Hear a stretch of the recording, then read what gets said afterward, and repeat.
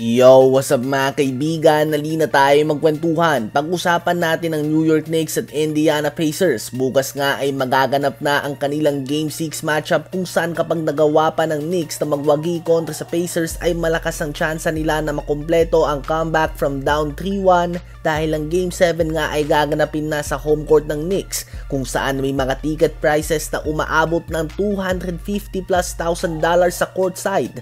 At dahil sa mga ganitong bagay ay New York Knicks nga ang gusto ng NBA na makapasok sa NBA Finals bukod na lamang sa TV ratings ay ang mga merchandise sales din ay mas mataas nga mga kaibigan ang presyo kapag Knicks na nakapasok.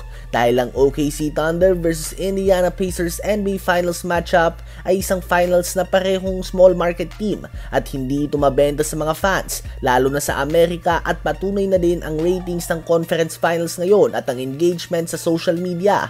Isang halimbawa ng ganitong sitwasyon ay ang Game 6 ng 2002 NBA West Finals ng Los Angeles Lakers at ng Sacramento Kings, ang one of the most if not the most controversial games sa history ng NBA. Ayaw nga ng NBA na Sacramento Kings at New Jersey Nets na magkita sa finals noon, kaya naman niluto nila ito in favor of Lakers, the big market team.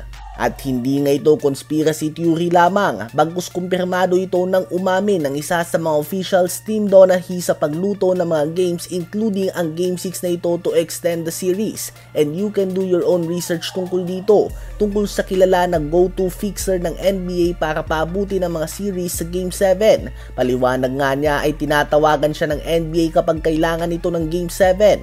Well, hindi naman kasalanan ng Lakers na nagbintis ng free throws ang Sacramento Kings sa game na yun. Subalit madaming tawag nga naging pabor sa Lakers kung napanood nyo ang game na ito. At umamin na nga ang head official ng game, so kumpirmado na talaga ito mga kaibigan.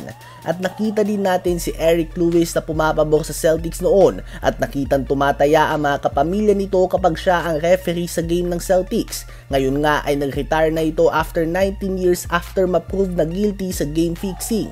Ngayon nga ang sinasabi na ganito o head ng game fixing sa NBA ay si Scott Foster at as of now na ginagawa kong video na ito less than 20 hours before the game ay hindi pa din nilalabas ng NBA kung sino ba magiging officials para sa game 6, which is very unusual mga kaibigan. Usually a day before ay handa na ito.